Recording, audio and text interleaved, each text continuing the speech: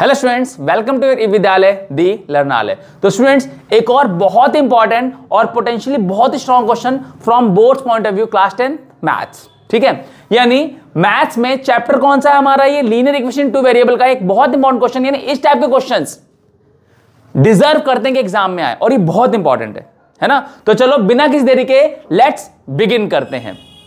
Question क्या है देखो, for what value of A and B, यानी ए और बी की किस वैल्यू के लिए, for what value of A and B the following pair of linear equation have infinite number of solutions. यानी ये दो इक्वेशंस जो है ना, इनके इनफाइनाइट नंबर ऑफ सॉल्यूशंस है। इनफाइनाइट नंबर ऑफ सॉल्यूशंस कब होते हैं? देखो ये तीन सिचुएशंस है। एक होता है यूनिक सॉल्यूशन जहां पर a1/a2 is not equal to b1/b2। एक होता है no solution a1/a2 is equal to b1/b2 but is not equal to c1/c2। And infinitely many solution क्या होते हैं? a1/a2 is equal to b1/b2 is equal to c1/c2। तो it is a condition जिसमें a1 b1 c1 ये आपको पता है कहां से निकलते हैं? फर्स्ट इक्वेशन में से। a2 b2 c2 कहां से निकलते हैं? सेकंड इक्वेशन में से। तो यानी कि सबसे पहली बात आपकी क्या हो जाती है कि आपको a1 b1 c1 और a2 b2 c2 निकालना पड़ेगा। तो सबसे पहले हम उस बात पे चलते हैं। ध्यान समझना, a और b निकालना है और इस दोनों इक्वेशंस के इनफाइनाइटली मेनी सॉल्यूशन है। ये तीन बातें आपको ध्यान में रखनी है, a निकालना है, b निकालना है और ये है ना। अब फर्स्ट इक्वेशन है 2x plus 3y is equal to 7, जो कि बिल्कुल सॉर्टेड है। इसमें तो कोई नीड है ही नहीं कि कुछ भी करना पड़े, बहुत सॉर्टेड है।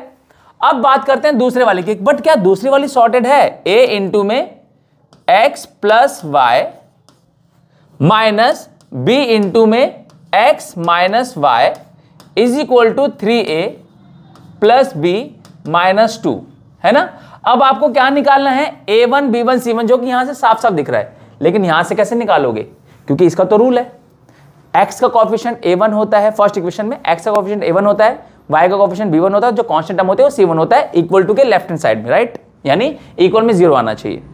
सेकंड में x का कोएफिशिएंट, यहां तो x और y है, x का कोएफिशिएंट कुछ है ही नहीं। समझ रहे हो आप मेरी बात? तो यानी ये अपनी उस फॉर्म में नहीं है जिस फॉर्म में हमें इसको चाहिए, b1 a2 b2 और c2 निकालने के लिए। तो हम इसको सॉल्व करेंगे। क्या करेंगे? इस ब्रैकेट के बाहर a से मल्टीप्लाई कर देंगे, ax हो जाएगा। a को y से मल्टीप्लाई करेंगे, ay हो जाएगा। माइनस b को x से करेंगे तो माइनस का bx हो जाएगा। और ब्रैकेट के बाहर जब भी माइनस होता है तो ब्रैकेट ओपन करने पर साइन चेंज हो जाते हैं। तो माइनस का y है तो माइनस माइनस क्या हो जाएंगे? प्लस का by। नॉर्मली समझो, माइनस के b को आपने माइनस के y से किया तो प्लस का by हो गया। और इज इक्वल टू में आप इसको एक काम करो, एक साथ एक ब्रैकेट में क्लोज कर दो, a3a प्लस b माइनस 2, क्योंकि इस पूरे को आपको एक टर्म बनाना है, राइट। अब x वाले साथ ले लो, क्या होगा? ax minus bx plus y वालों को आप साथ लिख लो, ay प्लस by, और इज इक्वल टू में इसको ऐसे चलने जो 3a प्लस b माइनस 2। अब इन दोनों के पास x कॉमन है तो ये हो जाएगा a माइनस b इंटू में x। इन दोनों के पास y है तो हो जाएगा a प्लस b इंटू में y। मतलब मैंने यहां पर x कॉमन ले लिया, यहां पर y कॉमन ले लिया, इज इक्वल टू में आ गया 3a प्लस b माइनस 2। हो गया ये। अब फर्स्ट इक्वेशन में जो आपके पास था नॉर्मल फॉर्म, वो इसमें भी आ गई है। अब आपकी बारी किस चीज की है? a1 b1 c1 a2 b2 c2 निकालेंगे। सिंपल। फर्स्ट इक्वेशन में x का जो कोएफिशिएंट होता है वो कौन होता है? a1 होता है, यानी a1 की वैल्यू हो गई हमारी 2। y का जो कोएफिशिएंट होता है वो b होता है, b1 की वैल्यू कितनी हो गई? 3। और ध्यान रखना इक्वल टू में 0 होना चाहिए, इसलिए इसको आपको इधर लाना पड़ता है, लेफ्ट साइड पे लेके आना पड़ता है, इक्वल टू के लेफ्ट हैंड साइड में। यानी कि ये -7 हो जाएगा तो c1 की वैल्यू हो जाएगी -7। आपके पास a1 है, b1 है, c1 है, तीनों आ चुके हैं। अब बारी किसकी? a2 b2 c2 की। अब इस सेकंड इक्वेशन में a2 निकलेगा तो a2 की वैल्यू क्या आएगी? x के साथ कोएफिशिएंट में कौन है भाई?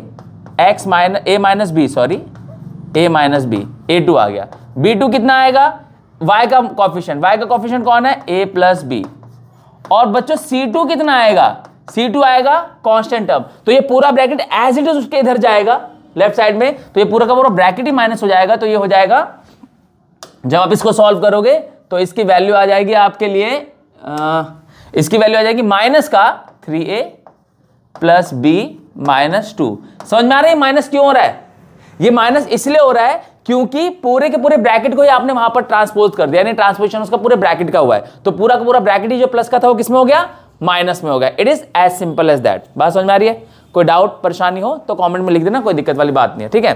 तो अब हम क्या करेंगे यहां पर, अब हमारे पास A1 B1 C1 A2 B2 C2 जो हमारी नीड थी ये आ गई, ये भी आ गया। अब बारी किसकी, इस सिचुएशन को अप्लाई करने की। सिचुएशन क्या है कि infinite number of solution this equation है, this equations have infinite solution. कब होता है, when A1 upon A2 is equal to B1 upon B2 is equal to C1 upon C2, तीनों इक्वल होते हैं। तो A1 अपॉन A2 बच्चों क्या लिखोगे, A1 अपॉन A2 आपका आएगा 2 अपॉन में A माइनस B, है ना, ये A1 है, ये A1 है, ये A2 है, is equal to B1 upon B2। B1 कितना है 3 अपॉन में B2 कितना है A plus B is equal to C1। C1 कितना है बच्चों, C1 कहाँ है हमारा, ये रहा C1 माइनस का 7 और अपॉन में C2 कितना है, माइनस का ब्रैकेट है 3A plus B minus 2। A1 B1 A1 upon A2 B1 upon B2 C1 upon C2 आ गया। अब अगर आप देखो तो इन तीनों के बीच में इक्वल टू का साइन है, तो इक्वल टू का साइन आपको क्या बताता है कि ये इसके इक्वल है और ये इसके इक्वल है, यानी कि सारे आपस में इक्वल है। तो अब आपको क्या करना पड़ेगा, इनको सॉल्व करना पड़ेगा। पहले इन दोनों को इक्वेट कर लो आप। 2 अपॉन में क्या होगा A minus B is equal to 3 upon में क्या होगा A प्लस B। जब आप इसकी क्रॉस मल्टीप्लिकेशन करोगे तो नेक्स्ट स्टेप यहां पर ले लेता हूं मैं। नेक्स्ट स्टेप आएगा हमारा 3 को A से किया तो 3A, 3 को B से किया तो माइनस का 3B और इज इक्वल टू में 2 को A से किया तो कितना हो गया 2A और प्लस में 2 को B से किया तो 2B। नेक्स्ट स्टेप ये रहा हमारा। इसके बाद वाला स्टेप 3A में से 2A इधर आके माइनस हो जाएगा तो क्या बचेगा A ओनली, माइनस का 3B, ये इधर आएगा तो माइनस का 2B हो जाएगा, माइनस का 3B और माइनस का 2B कितना हो जाएगा, माइनस का 5B। एक स्टेप मैंने डायरेक्ट ले लिया है, इज इक्वल टू में क्या बचा 0। आई होप तुमको समझ में आ गया होगा, ये समझ में आया। अब हमने क्या किया, पहले इनको सॉल्व किया इक्वेट करके और इक्वल टू में ये नेक्स्ट स्टेप हमारा 3A minus 3B 2A plus 2B, A वाले साथ कर लिए B वाले साथ कर लिए, इज इक्वल टू में 0 बच गया। फर्स्ट इक्वेशन हो गई तैयार। अब बारी आती है दूसरे को इक्वेट करने की। अब ये भी इसके इक्वल है तो इन दोनों को आप इक्वेट कर लो।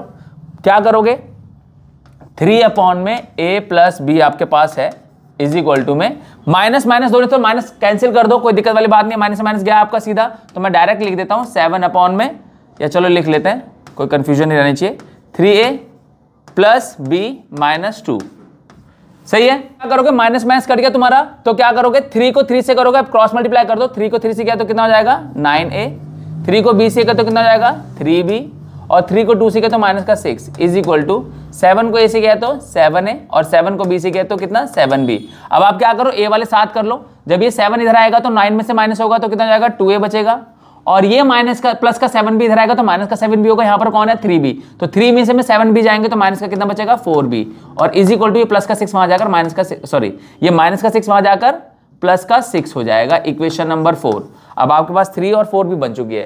तो जिन दोनों को आपको सॉल्व करना है, किस किस को, A और B को, उनकी इक्वेशन आपके पास तैयार है। लेकिन आपको मेथड कौन सा अप्लाई करना पड़ेगा, मेथड आपको अप्लाई करना पड़ेगा एलिमिनेशन मेथड। और एलिमिनेशन मेथड में क्या होता है बच्चों, एलिमिनेशन मेथड में आपको दोनों वेरिएबल्स में से किसी भी एक वेरिएबल को सेम करना होता है, यानी A और B है तो या तो आपको A वाले टर्म सेम करने होंगे या तो B वाले सेम करने होंगे, मर्जी आपकी है। तो अगर मुझे A वाले सेम करने हैं तो इसके पास 2A है, यहां पर सिर्फ A है, तो अगर मैं इक्वेशन 3 को मल्टीप्लाई कर दूं 2 से तो मेरा काम हो जाएगा। तो मैं क्या करूंगा,